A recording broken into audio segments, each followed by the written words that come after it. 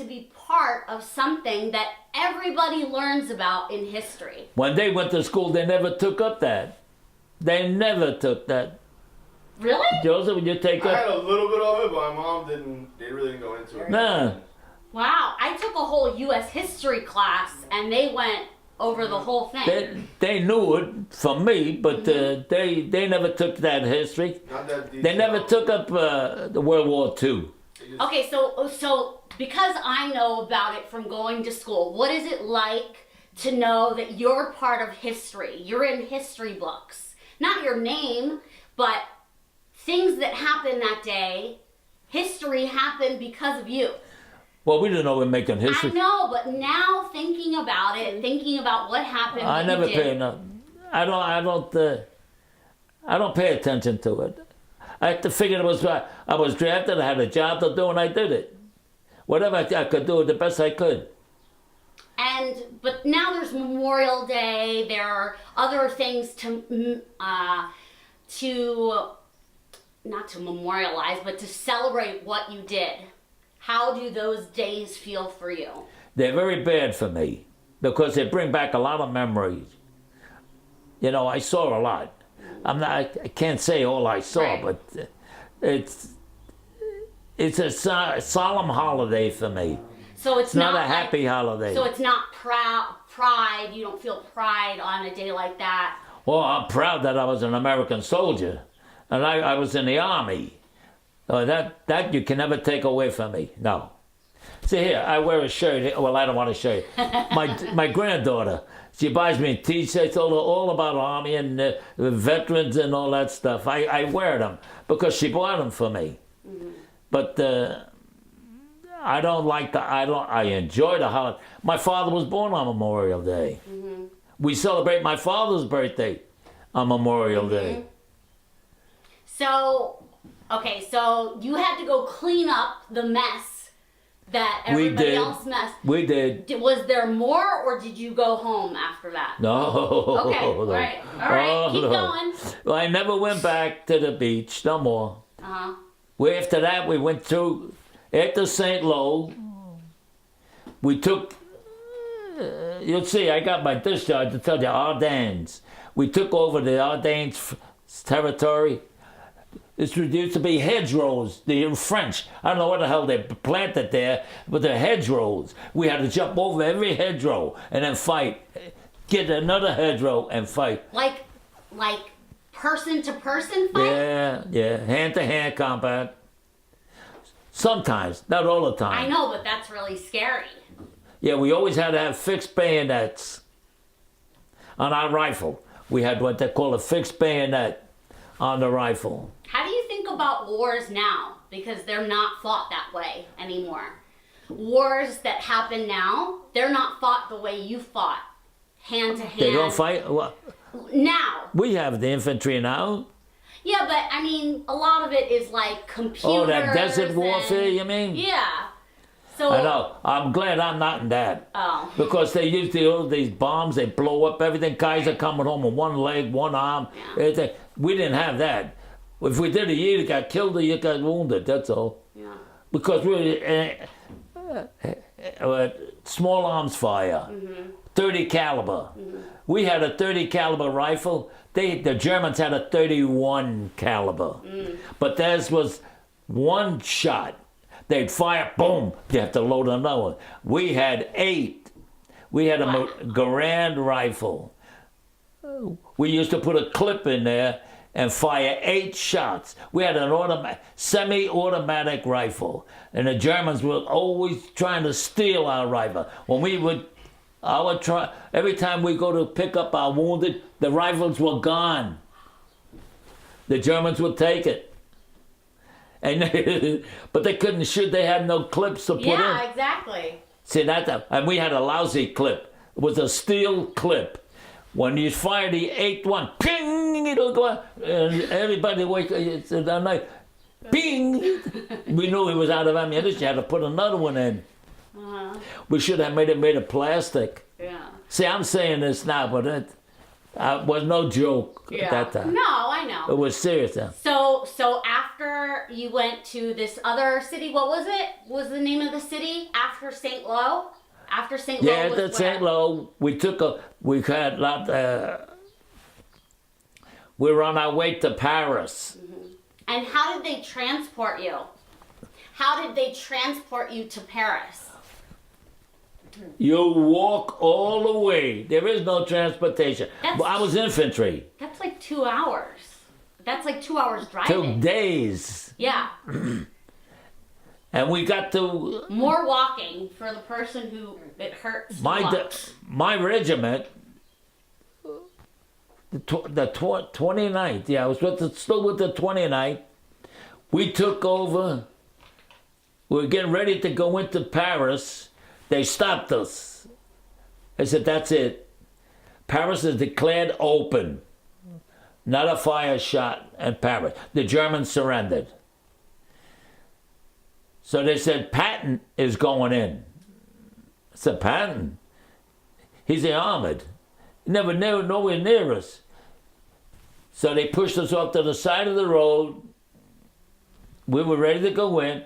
So we were up to the side of the road, and there comes Patton down with all his tanks. Him standing up in the front, break shot, took over Paris. Where the cameras were. Well, that was it. That was Paris. Okay, and then what happened? You were sent home? No, they sent us to the rear. The rear, get more ammunition, get cleaned up, get a good day, take a shower, take a bit. Oh, it was flat. Did you ever wonder when is this going to be over? I was only wondering what's going to happen tomorrow. I never thought when it's going to be over. I started thinking that when I'm ready to cross the Siegfried line. Never thought of that. You go crazy if you think of that. Yeah. But then I got transferred out of the 29th into the 3rd Infantry Division. So I said to myself, what the hell is this for that? Now they're taking me out of the 29th, putting me... See, because I was a replacement. Oh. So do they send you a letter or someone tells you that you're going? I used to write every night to my wife. Oh, so you were already married? No. Oh, okay. I was keeping company. Oh. I was only 18, and she was 17. So we got engaged before I went overseas. But not married? Not married? No. Yeah, okay. I got married when I come home and I had my daughter. Okay, so, but when you found out that you were changing divisions?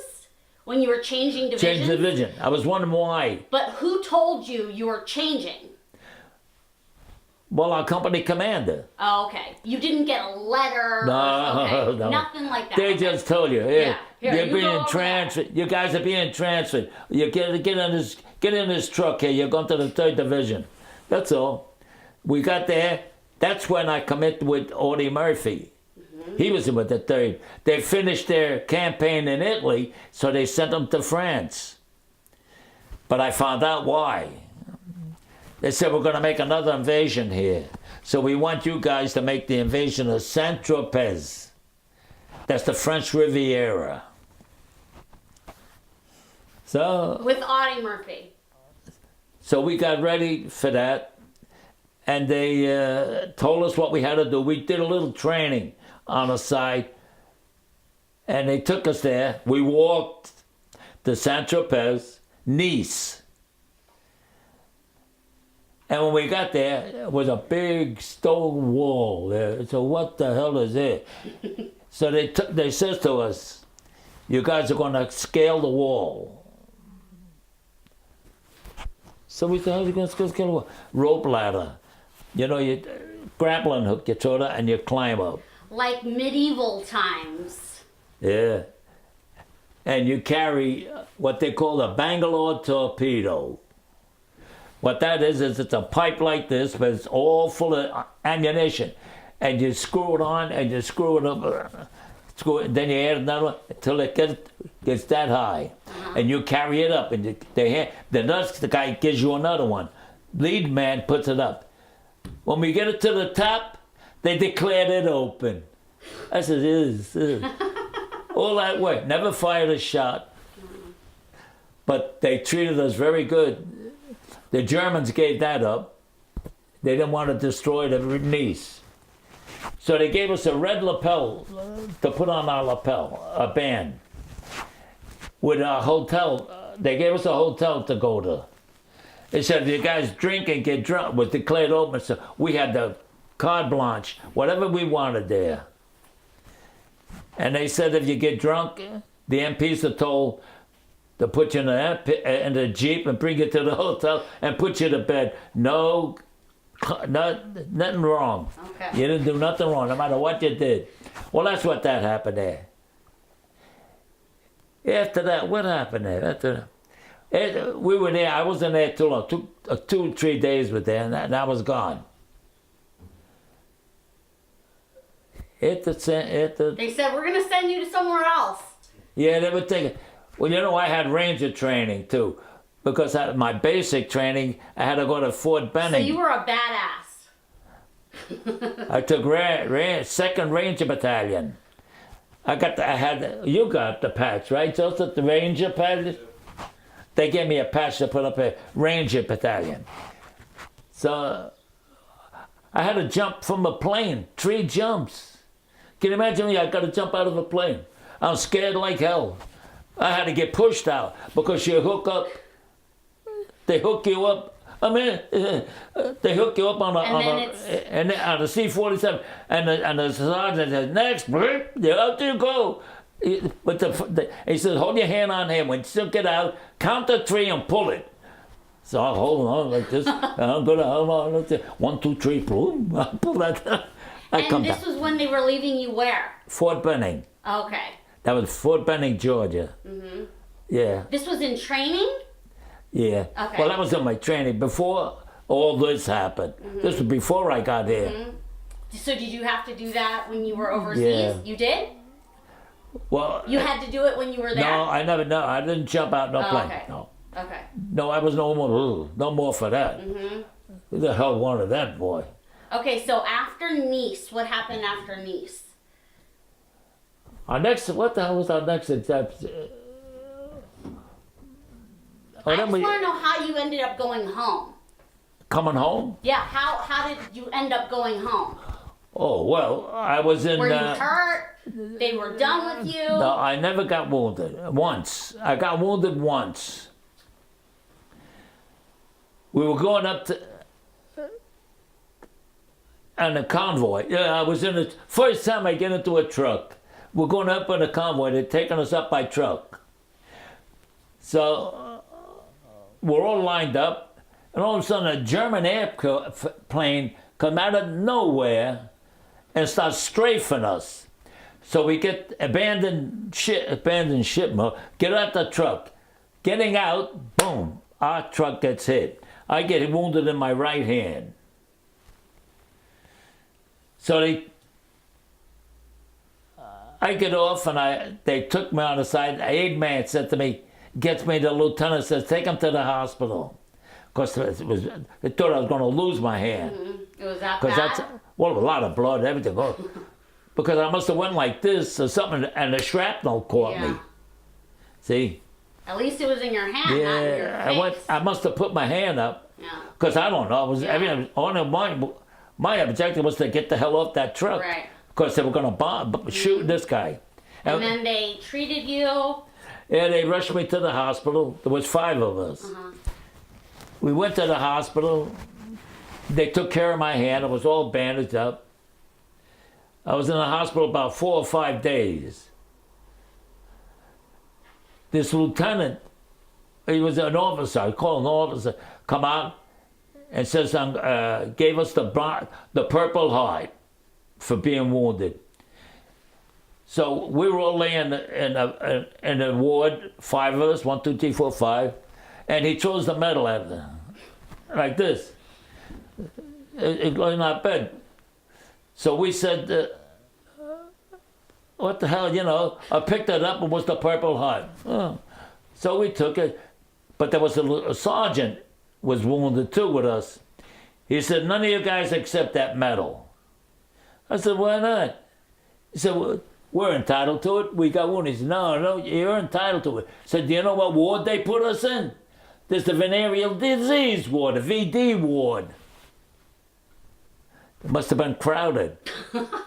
So they put us in there.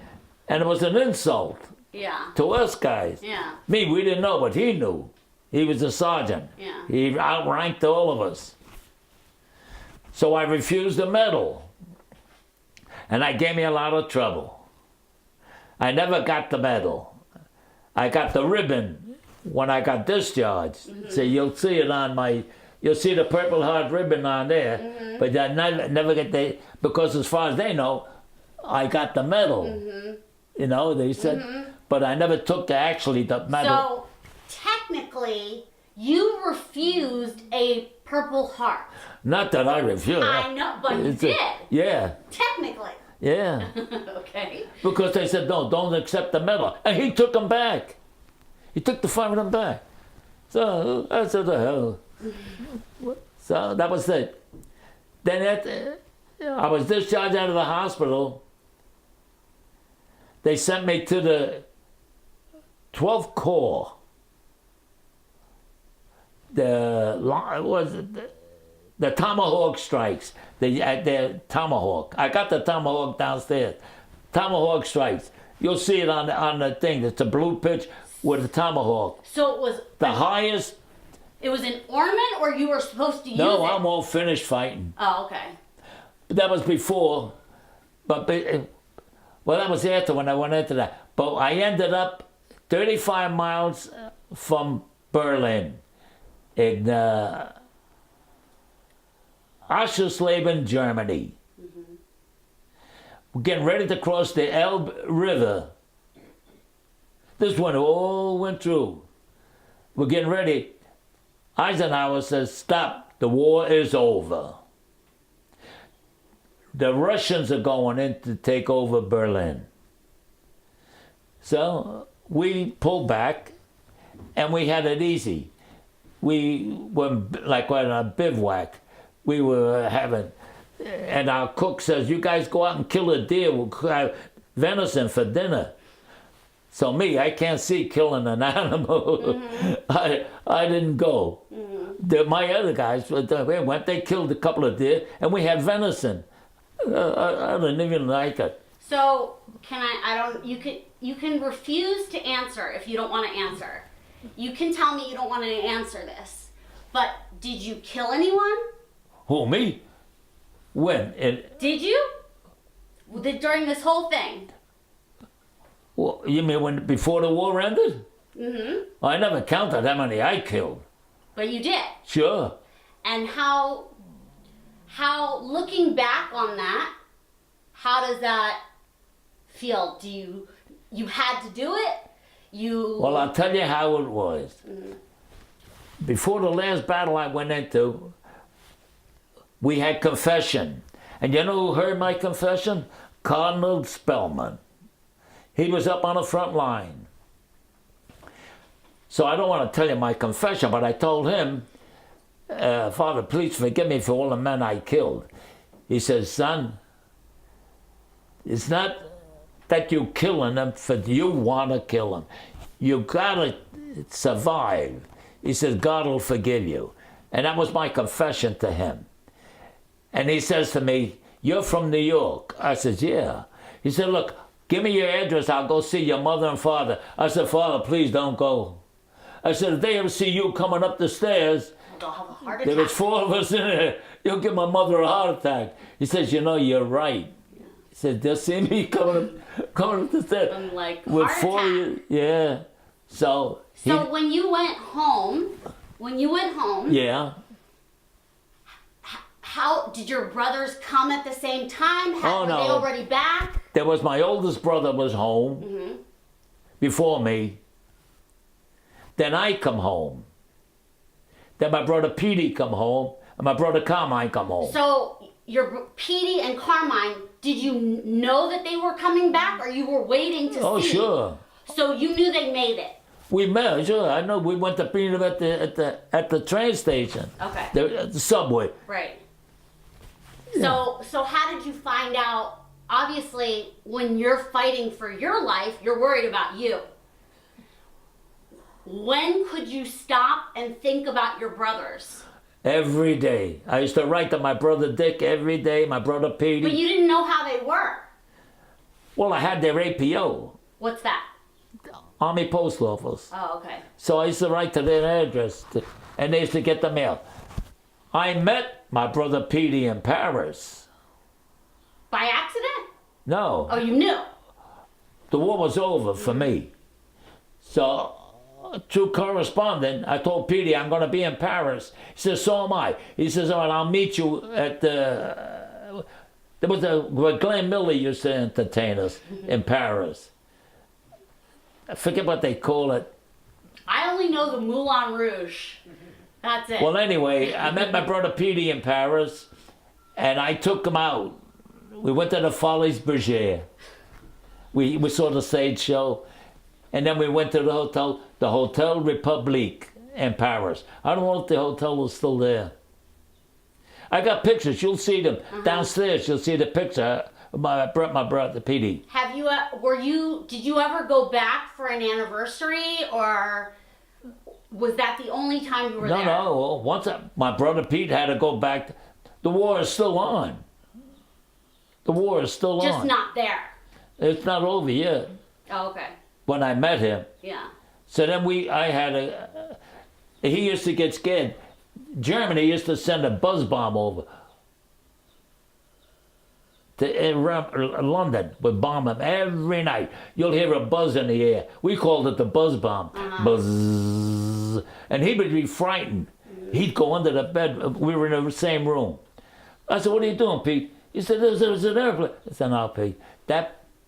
I had my experience. He was in a medical corps. I said, that plane is going to bomb London. Did you have a birthday over there? Did you? Had 3 birthdays. And what were those like? 3 birthdays. I come home 21. I went to 18, come home 21. I celebrated 3 birthdays there. Christmases. 2 Christmas. My 3rd Christmas, I come home. Wow. Yeah.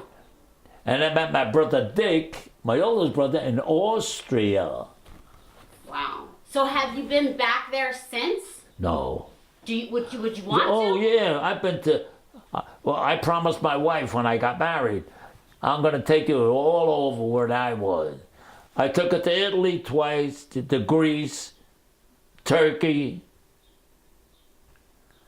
Bermuda, Bahamas. What was it like going back?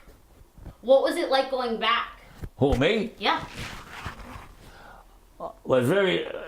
well, it wasn't that bad, I guess. I got callous from it. I showed my wife where I made the landing at Nice, France. Yeah. When I was in Italy, we went into Nice, France. So were you proud then to show all that you did? See, we were on the bus coming in. I says, honey, what you're gonna see when we come across the border from Italy to France, you're gonna see a big stone wall. Says, yeah, where? On this side over here. So she says, yeah. I said, sit on the bus on that side. Sure enough, she says, honey, there's a wall. She didn't believe that that she was going to see. Wow. She says, you were there. I said, yeah. So we went over that wall. And then they told you it was over. That was it. So when you came back, you had been writing your wife the whole time? Oh, yeah. I used to fake it. I used to get like a day off. I used to make 10, 15 letters. Right, but the date every day. And give it to the guys in the kitchen. I said, look, mail the letters for me every day. He says, yeah, it's going to cost you, Stabile. I said, don't worry, what do you want? He says, give me a German Luger, I'll get you one. So why did you have them go day by day? Yes, But why? but they used to mail everyone. But why? Why every day? Well, I used to tell her, I'll write you every day. I promised her. And I used to write them every day. But I used to write them every day, like 10 or 15 letters. And then we have free mail. 8 p.m. So when you came back, you still had a connection? When I come back, I'd still... Had a connection with your wife. You guys didn't feel disconnected. Oh, yeah, well... Sure, she was my girl. We were engaged. I got engaged before I went over. But Well, sometimes when people are apart for years, they drift No, apart. she was faithful to me. Wow. She was very faithful to me, and I promised. I said, if I come home alive, I'll get married, and I did. See, I'm a funny guy. If I say something, I'm going to do it. I'm going to do it. So after you come home, did you? Was that the end of your service? You were done? Yeah, Okay. there was no more. I'd have no more to do with the service. And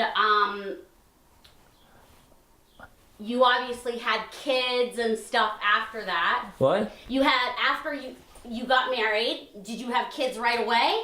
No. Or Patricia,